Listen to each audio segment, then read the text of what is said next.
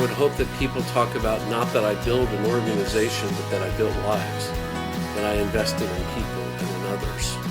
We can go much further together than we can alone. Welcome to the Legacy Project. My name is Jim Copple, president of the Servant Forge Foundation. We're an organization committed to leadership development with a specific focus on service. This podcast and its related activities are about sharing the legacy we have inherited and discussing the legacy we still want to create. Legacy is more than cars, houses, boats, and material possessions that we want to leave to the next generation.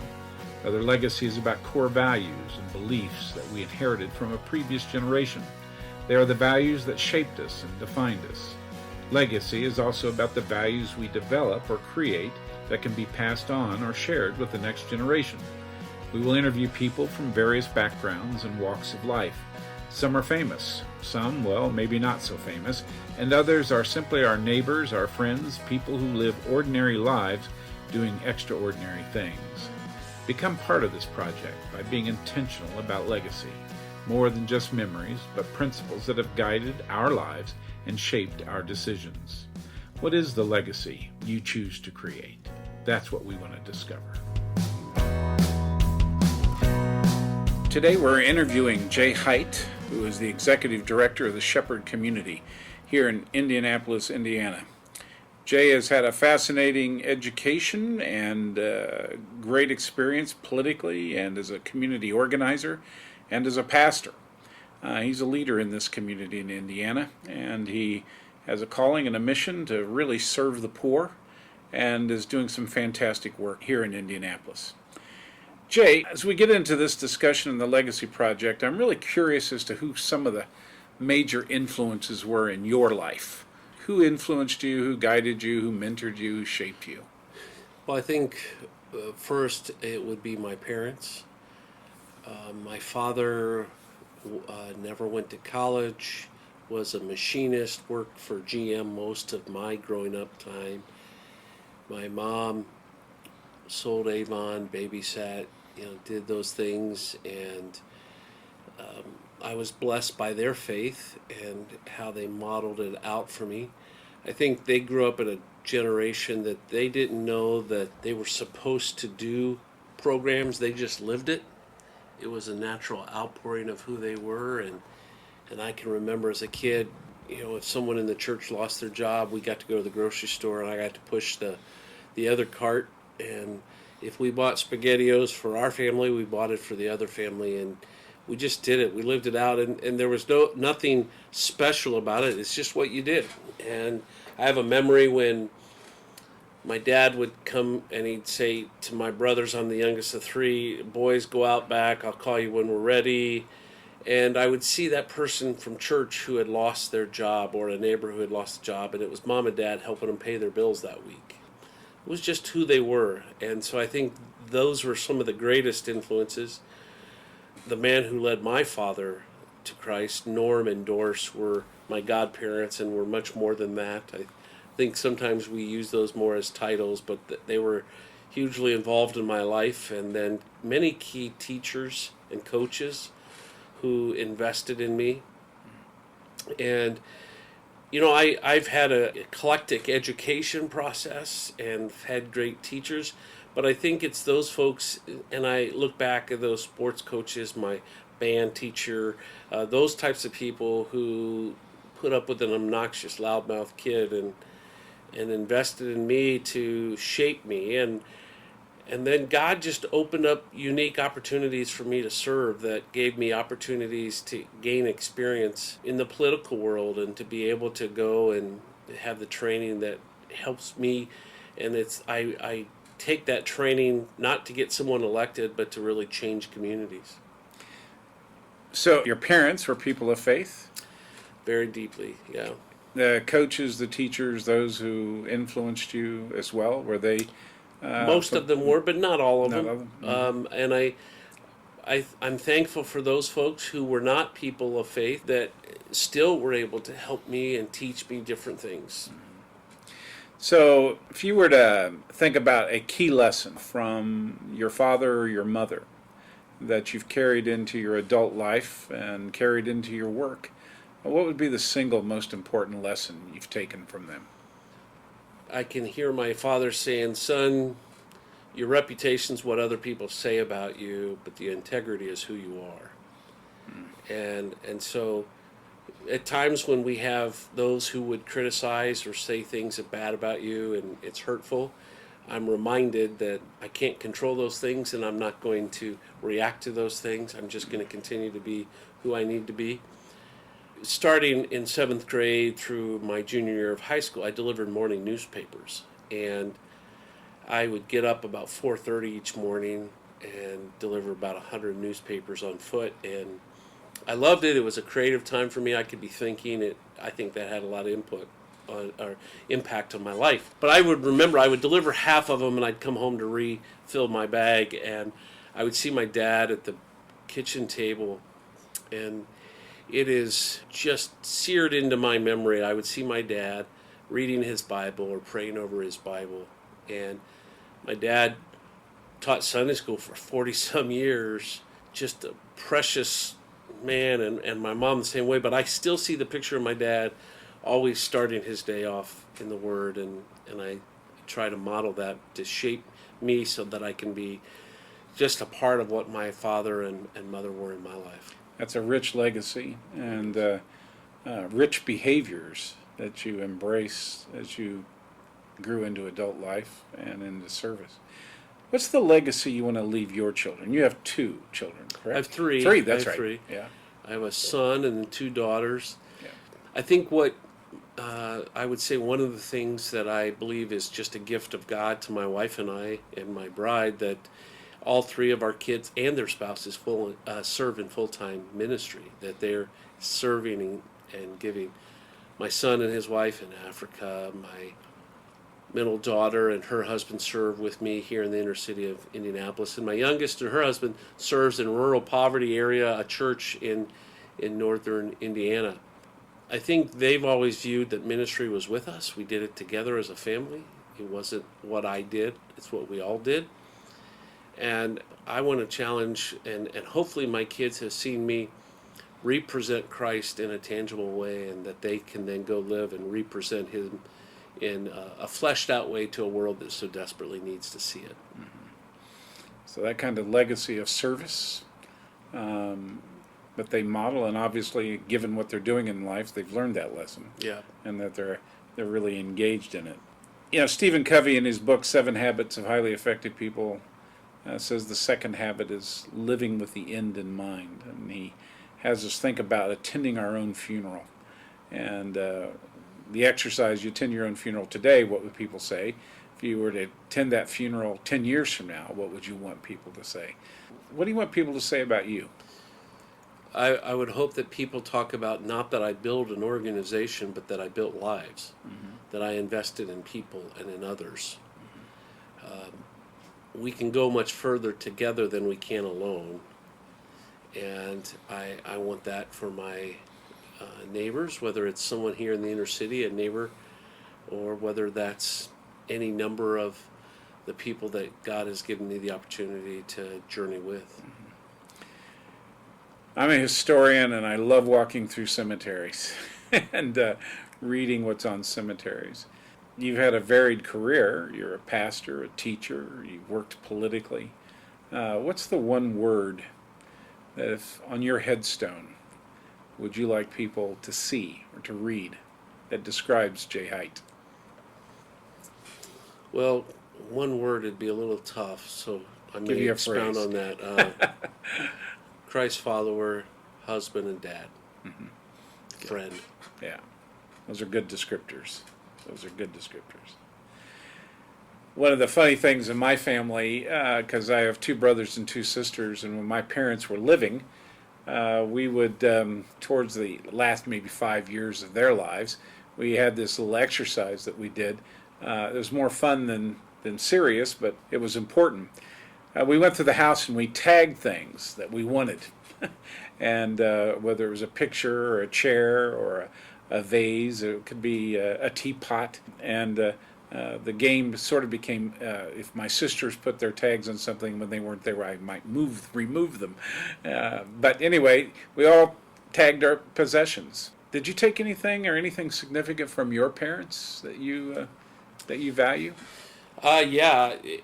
So after my mother died, 4 years later, my dad remarried, and he took what he wanted and he left the house. And so my brothers and I figured we'd do it equitably, so we did a draft, and literally my oldest brother got to pick what he wanted, then my middle brother, then me, and we did all that. I'm the sentimental one, and so my parents had a very special trip to Israel and Egypt, and they brought back this Egyptian table, and it's very precious to me. It's a picture that a good friend of mine who has come back into my life later in life, artist, did of the Eastern Gate. And so it's things that when I see, I think of my parents. I probably wasn't very practical.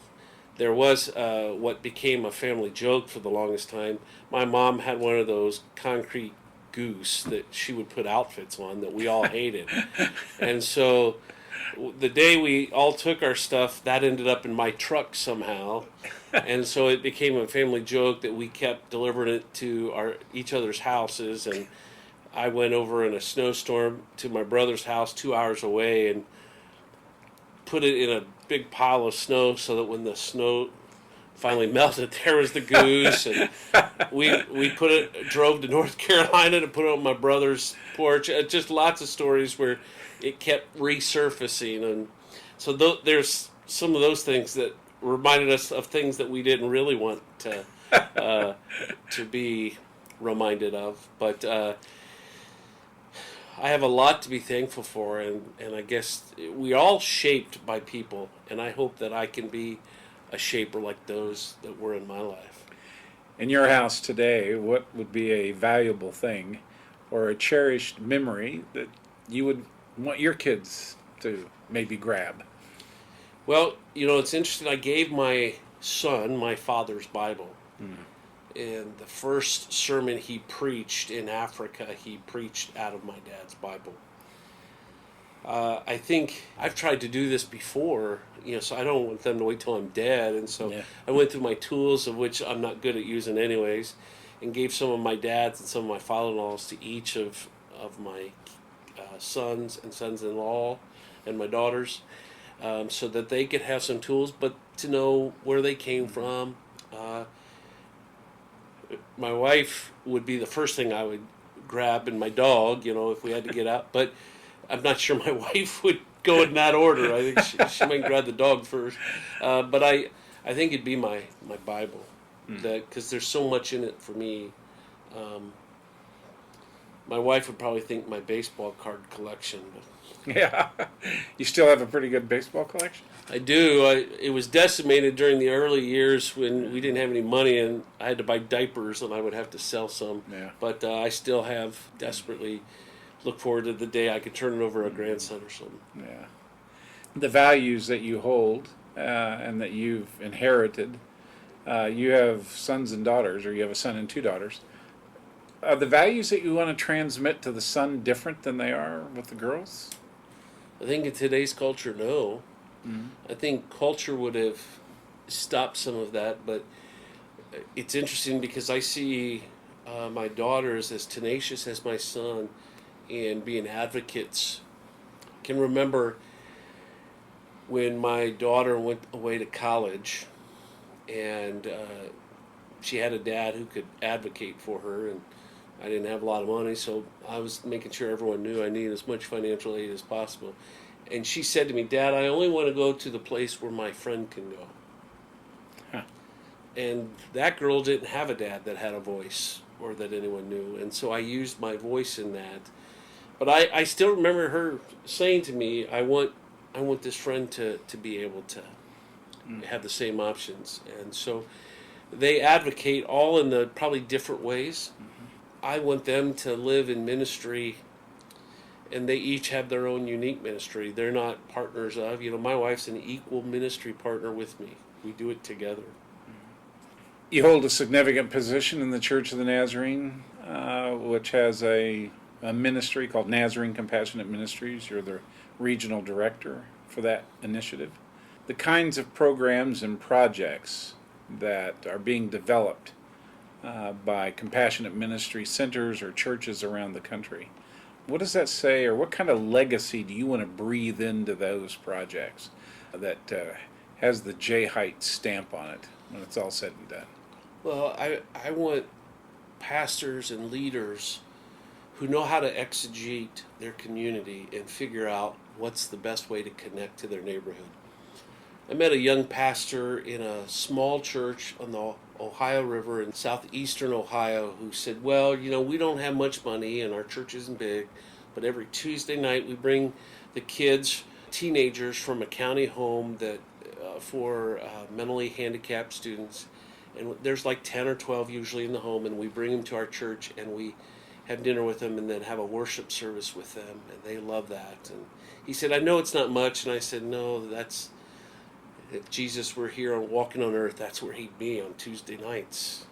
The tremendous work that goes on in the Navajo reservation that I've had the privilege to see in Delcon, the work of people in Philadelphia at Front Step, where it's not millions of dollars of organization, it's just people living out their faith, many times in huge ways, in Martin County, Kentucky, where I understand and learn when I go, or the Home for the Nazarene in Miami, in the neighborhood there where drugs have seemed to take over, and maybe that's where it got the start, Miami Vice, and there's a group of folks, of pastor and his church, who said, you know what, we're going to provide a home for the unwanted, the Home of the Nazarene, and I got to meet 16 of those guys. And when I preached at a church there in Miami, I had the privilege of having one of those guys who was 4 years sober, who was going to be ordained in a few days, translate my sermon for me. And I think that's what I want to see. It's just not any program. It doesn't even have to be big programs, but it's people living out their faith to connect to the needs of their community and going. That's a phrase. I want people to go and figure out how best to connect to their neighborhood. Good. Well, last question. I call it the legacy box. And ever since I was in high school, I have this kind of first aid kit in a metal box that was left over from the Second World War that I got from my father. But throughout my high school and college and early young adult years, I would put things in that box. It could be a letter, it could be a ring, it could be some kind of important thing to me that reminded me of some important event in my life. What would be in your legacy box? Pictures of my parents, pictures of my family, my Bible, and then I hope there would be letters from people who've been changed and who are hope givers because they saw Christ through my efforts. Legacy is something that we often think about in our more senior years in terms of what we inherited and what we're leaving behind. For this new generation, what would you hope for them in terms of a legacy that they would perhaps leave behind? Well, don't chase after the awards. Don't chase after those types of things that seem so important. I remember how proud I was when I got the MVP for the Little League, and I was an amazing baseball player. The older I get, the better I get in my own mind. But those things that we thought were so important, right? And then you sell them at a garage sale 10 years later in your life because no one wants them. I have a collection of plaques in my closet. I don't want that to define me, and nor should we seek after that. Sometimes it's seeking after that broken person who has no voice, but you affirm them and love them, and maybe it's just a smile. Maybe it's someone you see has a little more bounce in their step because they know that someone is cheering for them. And I think those need to be the legacies we want to leave. I've been around those people. You walk into their office and it's a picture of them with every important person they've ever met on their wall. And I'm like, I don't really care who you met. I've met people, but that doesn't define me. And I don't want people to ever think that it's about Jay Height's about the awards and the resume. God qualified me. I didn't get qualified and then went into the ministry. And he continues to shape who I am and work on me and some of my stubbornness and my challenges, and blesses me with a wife and kids who've been patient to help me. As my wife says, she's still raising me. I'm 53 and she's got a big task, and I look forward to engaging my grandkids' lives and being able to pour into them, and hopefully that they'll see that their grandfather was a man who chased after Christ. Yeah, it's a good word. We've been talking to Jay Height, the Executive Director of the Shepherd Community here in Indianapolis, Indiana, and also the Director of Nazarene Compassionate Ministries here in the United States and Canada. And Jay is truly known by his titles, but his titles are not as important as the life he's lived and the character that he's developed and the people that he's served. Thank you, Jay, for being a part of our podcast. Thanks for asking.